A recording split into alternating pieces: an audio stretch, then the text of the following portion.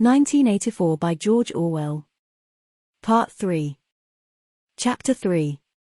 There are 3 stages in your reintegration, said O'Brien. There is learning, there is understanding, and there is acceptance. It is time for you to enter upon the 2nd stage. As always, Winston was lying flat on his back. But of late his bonds were looser. They still held him to the bed, but he could move his knees a little and could turn his head from side to side and raise his arms from the elbow. The dial, also, had grown to be less of a terror. He could evade its pangs if he was quick-witted enough. It was chiefly when he showed stupidity that O'Brien pulled the lever. Sometimes they got through a whole session without use of the dial. He could not remember how many sessions there had been. The whole process seemed to stretch out over a long, indefinite time, weeks, possibly, and the intervals between the sessions might sometimes have been days, sometimes only an hour or 2. As you lie there, said O'Brien, you have often wondered, you have even asked me why the Ministry of Love should expend so much time and trouble on you. And when you were free you were puzzled by what was essentially the same question. You could grasp the mechanics of the society you lived in, but not its underlying motives. Do you remember writing in your diary, I understand how, I do not understand why. It was when you thought about why that you doubted your own sanity. You have read the book, Goldstein's book, or parts of it, at least. Did it tell you anything that you did not know already? You have read it, said Winston. I wrote it. That is to say, I collaborated in writing it. No book is produced individually, as you know. Is it true, what it says? As description, yes. The program it sets forth is nonsense. The secret accumulation of knowledge, a gradual spread of enlightenment, ultimately a proletarian rebellion, the overthrow of the party. You foresaw yourself that that was what it would say. It is all nonsense. The proletarians will never revolt, not in 1,000 years or 1,000,000. They cannot. I do not have to tell you the reason, you know it already. If you have ever cherished any dreams of violent insurrection, you must abandon them. There is no way in which the party can be overthrown. The rule of the party is forever. Make that the starting point of your thoughts. He came closer to the bed. Forever, he repeated. And now let us get back to the question of how and why. You understand well enough how the party maintains itself in power. Now tell me why we cling to power. What is our motive? Why should we want power? Go on, speak, he added as Winston remained silent. Nevertheless Winston did not speak for another moment or 2. A feeling of weariness had overwhelmed him. The faint, mad gleam of enthusiasm had come back into O'Brien's face. He knew in advance what O'Brien would say. That the party did not seek power for its own ends, but only for the good of the majority. That it sought power because men in the mass were frail, cowardly creatures who could not endure liberty or face the truth, and must be ruled over and systematically deceived by others who were stronger than themselves. That the choice for mankind lay between freedom and happiness, and that, for the great bulk of mankind, happiness was better. That the party was the eternal guardian of the weak, a dedicated sect doing evil that good might come, sacrificing its own happiness to that of others. The terrible thing, thought Winston, the terrible thing was that when O'Brien said this he would believe it. You could see it in his face. O'Brien knew everything. 1,000 times better than Winston he knew what the world was really like, in what degradation the mass of human beings lived and by what lies and barbarities the party kept them there. He had understood it all, weighed it all, and it made no difference, all was justified by the ultimate purpose. What can you do, thought Winston, against the lunatic who is more intelligent than yourself, who gives your arguments a fair hearing and then simply persists in his lunacy? You are ruling over us for our own good, he said feebly. You believe that human beings are not fit to govern themselves, and therefore. He started and almost cried out. A pang of pain had shot through his body. O'Brien had pushed the lever of the dial up to 35. That was stupid, Winston, stupid, he said. You should know better than to say a thing like that. He pulled the lever back and continued. Now I will tell you the answer to my question. It is this. The party seeks power entirely for its own sake. We are not interested in the good of others, we are interested solely in power. Not wealth or luxury or long life or happiness, only power, pure power. What pure power means you will understand presently. We are different from all the oligarchies of the past, in that we know what we are doing. All the others, even those who resembled ourselves, were cowards and hypocrites. The German Nazis and the Russian communists came very close to us in their methods, but they never had the courage to recognize their own motives. They pretended, perhaps they even believed, that they had seized power unwillingly and for a limited time, and that just round the corner there lay a paradise where human beings would be free and equal. We are not like that. We know that no one ever seizes power with the intention of relinquishing it. Power is not a means, it is an end. One does not establish a dictatorship in order to safeguard a revolution, one makes the revolution in order to establish the dictatorship. The object of persecution is persecution. The object of torture is torture. The object of power is power. Now do you begin to understand me? Winston was struck, as he had been struck before, by the tiredness of O'Brien's face. It was strong and fleshy and brutal, it was full of intelligence and a sort of controlled passion before which he felt himself helpless, but it was tired. There were pouches under the eyes, the skin sagged from the cheekbones. O'Brien leaned over him, deliberately bringing the worn face nearer. You are thinking, he said, that my face is old and tired. You are thinking that I talk of power, and yet I am not even able to prevent the decay of my own body. Can you not understand, Winston, that the individual is only a cell? The weariness of the cell is the vigor of the organism. Do you die when you cut your fingernails? He turned away from the bed and began strolling up and down again, one hand in his pocket. We are the priests of power, he said. God is power. But at present power is only a word so far as you are concerned. It is time for you to gather some idea of what power means. The first thing you must realize is that power is collective. The individual only has power in so far as he ceases to be an individual. You know the party slogan, freedom is slavery. Has it ever occurred to you that it is reversible? Slavery is freedom. Alone, free, the human being is always defeated. It must be so, because every human being is doomed to die, which is the greatest of all failures. But if he can make complete, utter submission, if he can escape from his identity, if he can merge himself in the party so that he is the party, then he is all-powerful and immortal. The second thing for you to realize is that power is power over human beings. Over the body, but, above all, over the mind. Power over matter, external reality, as you would call it, is not important. Already our control over matter is absolute. For a moment Winston ignored the dial. He made a violent effort to raise himself into a sitting position, and merely succeeded in wrenching his body painfully. But how can you control matter? He burst out. You don't even control the climate or the law of gravity. And there are disease, pain, death. O'Brien silenced him by a movement of his hand. We control matter because we control the mind. Reality is inside the skull. You will learn by degrees, Winston. There is nothing that we could not do. Invisibility, levitation, anything. I could float off this floor like a soap bubble if I wished to. I do not wish to, because the party does not wish it. You must get rid of those 19th century ideas about the laws of nature. We make the laws of nature. But you do not.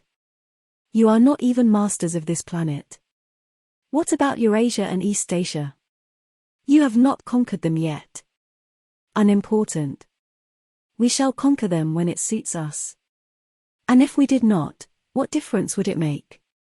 We can shut them out of existence. Oceania is the world. But the world itself is only a speck of dust. And man is tiny, helpless. How long has he been in existence? For millions of years the earth was uninhabited. Nonsense. The earth is as old as we are, no older. How could it be older? Nothing exists except through human consciousness. But the rocks are full of the bones of extinct animals, mammoths and mastodons and enormous reptiles which lived here long before man was ever heard of. Have you ever seen those bones, Winston? Of course not. 19th century biologists invented them. Before man there was nothing. After man, if he could come to an end, there would be nothing. Outside man there is nothing. But the whole universe is outside us. Look at the stars. Some of them are 1,000,000 light-years away. They are out of our reach forever. What are the stars? Said O'Brien indifferently. They are bits of fire a few kilometers away. We could reach them if we wanted to. Or we could blot them out. The Earth is the center of the universe. The sun and the stars go round it. Winston made another convulsive movement. This time he did not say anything. O'Brien continued as though answering a spoken objection. For certain purposes, of course, that is not true. When we navigate the ocean, or when we predict an eclipse, we often find it convenient to assume that the Earth goes round the sun and that the stars are millions upon millions of kilometers away. But what of it? Do you suppose it is beyond us to produce a dual system of astronomy? The stars can be near or distant, according as we need them. Do you suppose our mathematicians are unequal to that? Have you forgotten doublethink? Winston shrank back upon the bed. Whatever he said, the swift answer crushed him like a bludgeon. And yet he knew, that he was in the right. The belief that nothing exists outside your own mind, surely there must be some way of demonstrating that it was false. Had it not been exposed long ago as a fallacy? There was even a name for it, which he had forgotten. A faint smile twitched the corners of O'Brien's mouth as he looked down at him. I told you, Winston, he said, that metaphysics is not your strong point. The word you are trying to think of is solipsism. But you are mistaken. This is not solipsism. Collective solipsism, if you like. But that is a different thing, in fact, the opposite thing. All this is a digression, he added in a different tone. The real power, the power we have to fight for night and day, is not power over things, but over men. He paused, and for a moment assumed again his air of a schoolmaster questioning a promising pupil. How does one man assert his power over another, Winston? Winston thought. By making him suffer, he said. Exactly. By making him suffer. Obedience is not enough. Unless he is suffering, how can you be sure that he is obeying your will and not his own? Power is in inflicting pain and humiliation. Power is in tearing human minds to pieces and putting them together again in new shapes of your own choosing. Do you begin to see, then, what kind of world we are creating? It is the exact opposite of the stupid hedonistic utopias that the old reformers imagined. A world of fear and treachery and torment, a world of trampling and being trampled upon, a world which will grow not less but more merciless as it refines itself. Progress in our world will be progress towards more pain. The old civilizations claimed that they were founded on love or justice. Ours is founded upon hatred.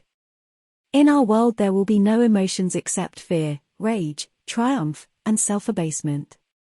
Everything else we shall destroy everything.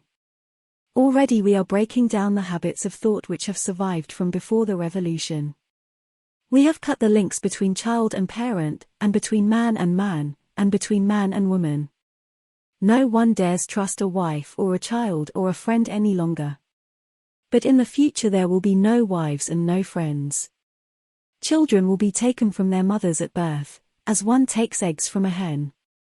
The sex instinct will be eradicated. Procreation will be an annual formality like the renewal of a ration card. We shall abolish the orgasm. Our neurologists are at work upon it now. There will be no loyalty, except loyalty towards the party. There will be no love, except the love of Big Brother. There will be no laughter, except the laugh of triumph over a defeated enemy. There will be no art, no literature, no science. When we are omnipotent, we shall have no more need of science. There will be no distinction between beauty and ugliness. There will be no curiosity, no enjoyment of the process of life. All competing pleasures will be destroyed. But always, do not forget this, Winston, always there will be the intoxication of power, constantly increasing and constantly growing subtler. Always, at every moment, there will be the thrill of victory, the sensation of trampling on an enemy who is helpless. If you want a picture of the future, imagine a boot stamping on a human face, forever.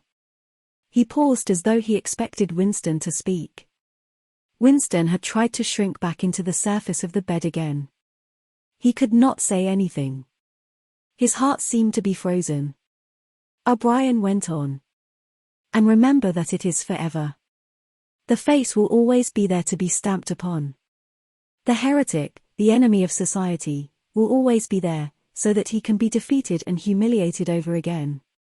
Everything that you have undergone since you have been in our hands, all that will continue, and worse. The espionage, the betrayals, the arrests, the tortures, the executions, the disappearances will never cease.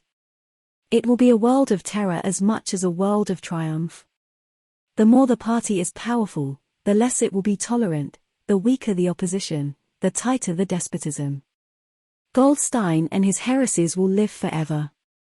Every day, at every moment, they will be defeated, discredited, ridiculed, spat upon, and yet they will always survive. This drama that I have played out with you during 7 years will be played out over and over again, generation after generation, always in subtler forms. Always we shall have the heretic here at our mercy, screaming with pain, broken up, contemptible, and in the end utterly penitent, saved from himself, crawling to our feet of his own accord. That is the world that we are preparing, Winston. A world of victory after victory, triumph after triumph after triumph, an endless pressing, pressing, pressing upon the nerve of power. You are beginning, I can see, to realize what that world will be like. But in the end you will do more than understand it. You will accept it, welcome it, become part of it. Winston had recovered himself sufficiently to speak. You can't, he said weakly. What do you mean by that remark, Winston? You could not create such a world as you have just described. It is a dream. It is impossible. Why? It is impossible to found a civilization on fear and hatred and cruelty. It would never endure. Why not? It would have no vitality.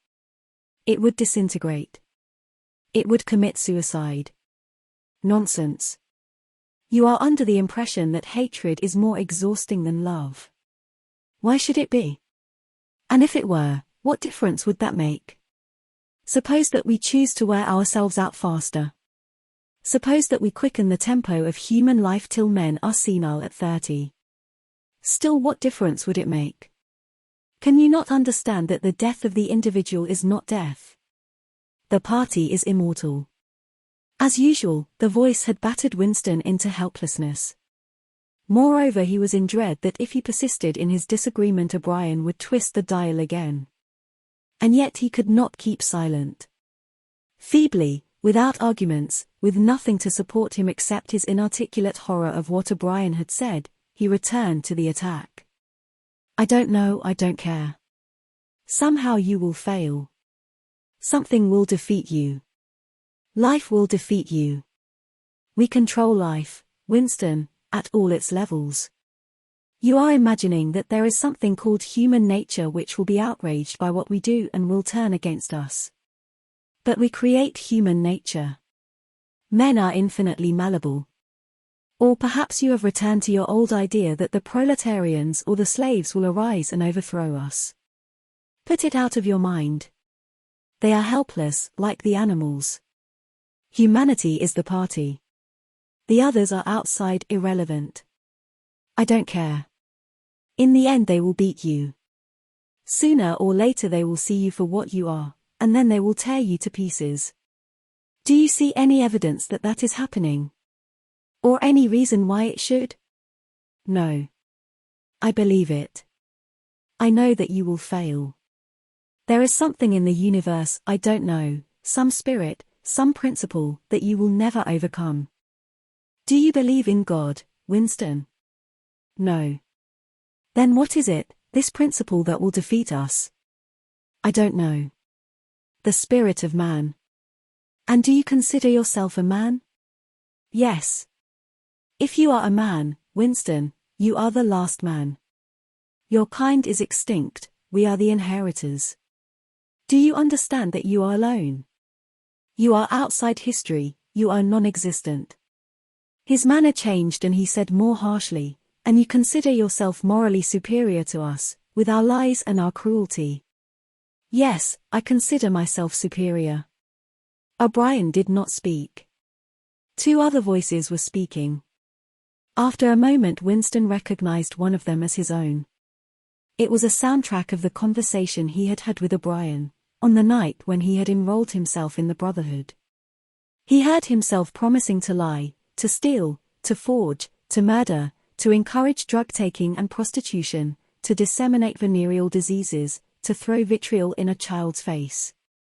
O'Brien made a small impatient gesture, as though to say that the demonstration was hardly worth making. Then he turned a switch and the voices stopped. "Get up from that bed," he said.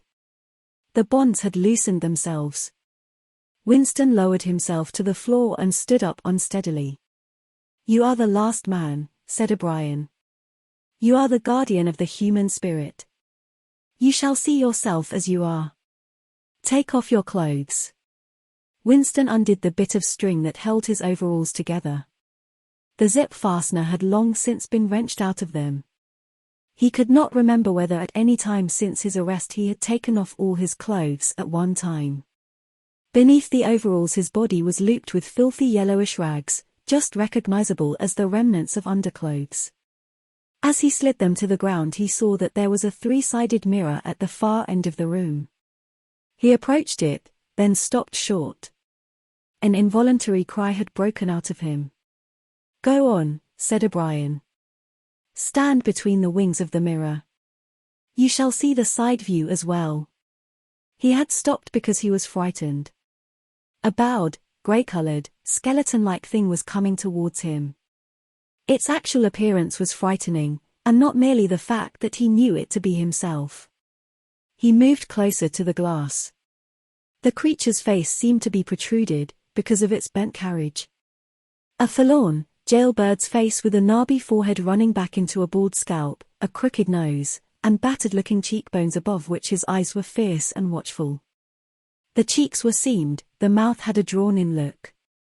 Certainly it was his own face, but it seemed to him that it had changed more than he had changed inside. The emotions it registered would be different from the ones he felt. He had gone partially bald. For the first moment he had thought that he had gone grey as well, but it was only the scalp that was grey. Except for his hands and a circle of his face, his body was grey all over with ancient, ingrained dirt. Here and there under the dirt there were the red scars of wounds, and near the ankle the varicose ulcer was an inflamed mass with flakes of skin peeling off it. But the truly frightening thing was the emaciation of his body. The barrel of the ribs was as narrow as that of a skeleton, the legs had shrunk so that the knees were thicker than the thighs. He saw now what O'Brien had meant about seeing the side view. The curvature of the spine was astonishing. The thin shoulders were hunched forward so as to make a cavity of the chest, the scraggy neck seemed to be bending double under the weight of the skull.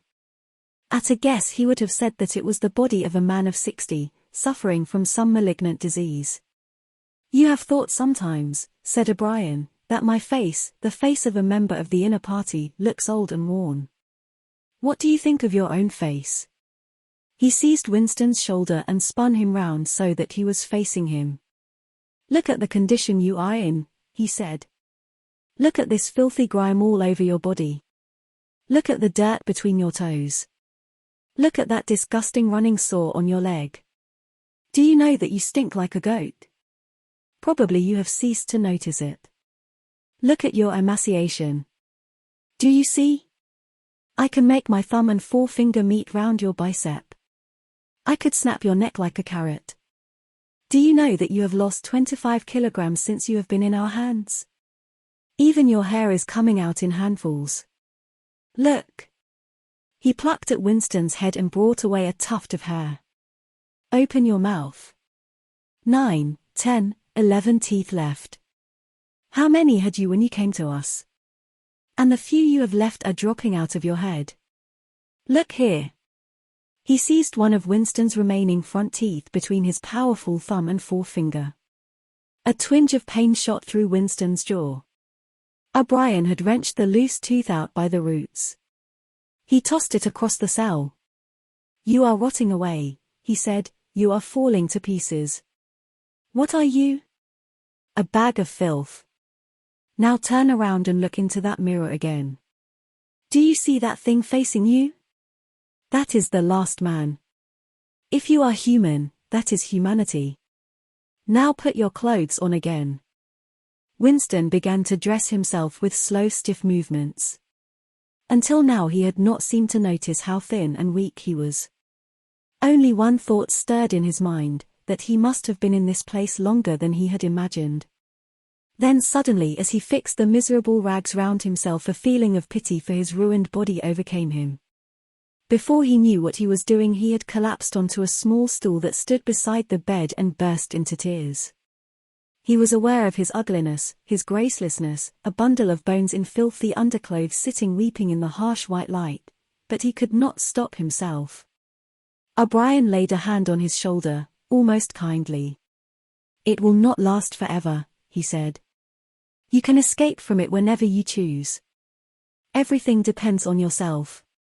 You did it, sobbed Winston. You reduced me to this state. No, Winston, you reduced yourself to it. This is what you accepted when you set yourself up against the party. It was all contained in that first act. Nothing has happened that you did not foresee. He paused, and then went on. We have beaten you, Winston. We have broken you up. You have seen what your body is like. Your mind is in the same state. I do not think there can be much pride left in you.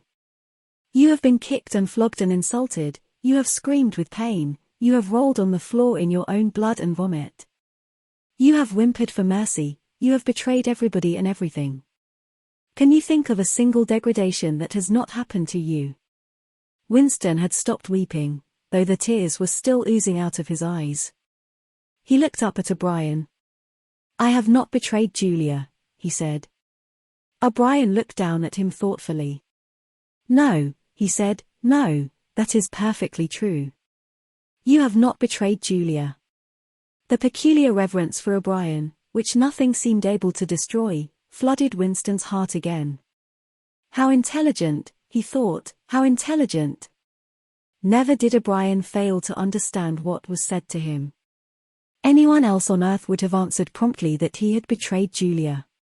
For what was there that they had not screwed out of him under the torture?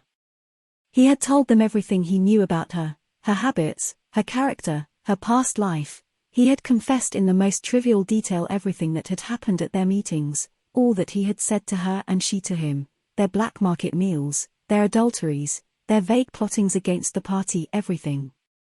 And yet, in the sense in which he intended the word, he had not betrayed her. He had not stopped loving her, his feelings towards her had remained the same. O'Brien had seen what he meant without the need for explanation. Tell me, he said, how soon will they shoot me? It might be a long time, said O'Brien. You are a difficult case. But don't give up hope. Everyone is cured sooner or later. In the end we shall shoot you.